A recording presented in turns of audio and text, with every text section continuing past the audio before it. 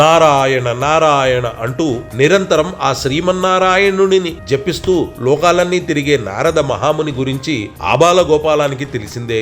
బ్రహ్మ మానసపుత్రుడైన నారదుడు వైశాఖ బహుళ పాడ్యమి నాడు జన్మించారు. 14 లోకాలను ఇచ్ఛామాత్రంగా చుట్టిరాగల బ్రహ్మర్షి అతను.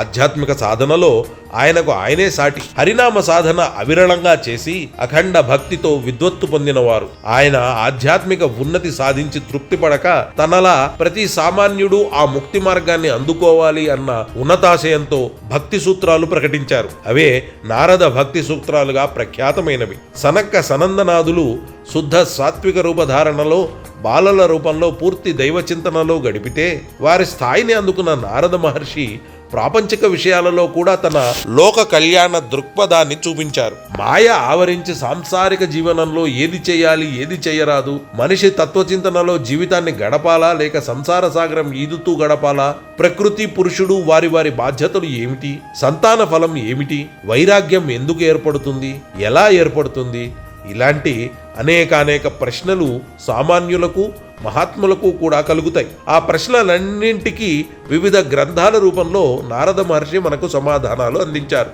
నారద పురాణాన్ని గమనిస్తే నారాయణ మహర్షిని సేవించి తాను స్వయంగా గ్రంథస్థం చేసిన గణేశ ఖండం వ్యాస మహర్షికి బోధించి గ్రంథస్థం చేయించిన భాగవతము, వాల్మీకి మహర్షిని ప్రేరేపించి గ్రంథస్థం చేయించిన రామాయణము, ఇలా ఎన్నో ప్రఖ్యాత పురాణాలు ఇతిహాసాలు ఉన్నాయి. నారద మహర్షి నాద సాధకులకు మార్గాన్ని చూపిన మహతీ నినాదుడు. స్వయంగా సరస్వతి అమ్మవారు ఆయనకు సంగీత విద్యను బోధించారు. మహతి అనే పేరు గల తంబూర వాయిద్యాన్ని వాయుదేవుడు అందించారు. నారద మహర్షి తన గాత్రాన్ని మహతితో అనుసంధానం చేసి నాదాన్ని సప్త స్వర భాగాలు చేశారు. తద్వారా రాగాలు, నాద వికార భేదాలతో వర్ణాలు, స్వరములు, వాద్యములు అనేక సంగీత విశేష్యములకు ఆవిష్కరించారు. శబ్ద సంగీత విశేషమైన అహత అనాహత గాన సూత్రాలు కూడా నారదీయ ఆవిష్కరణలే. నారదుల వారు బ్రహ్మ సన్నిధిలో స్థాయి, సంచారి, ఆరోహణ అవరోహణ రూపాలతో వాది, సంవాది, పాద భేదములు కలిగిన సనాతన భారతీయ సంగీతాన్ని అందించారు. ధర్మశాస్త్రంపై నారద విరచిత నారద స్మృతి ఈనాటికి న్యాయ వ్యవస్థలో అమలులో ఉంది. బృహన్నారదీయం, లఘునారదీయము ఆంగ్ల భాషలో కూడా అనువాదం అయ్యాయి. ఈ గ్రంథంలో ఆస్తి పంపకములు మొదలగు ధర్మాలన్నీ చెప్పబడ్డాయి. శిల్పశాస్త్రంపై కూడా నారదుల వారు గ్రంథరచన చేశారు. గ్రామ నిర్మాణము మొదలుకొని పట్టణ నిర్మాణ వివరములు కలిగిన వాస్తుశాస్త్ర లక్షణాలన్నీ ఇందులో ఉన్నాయి.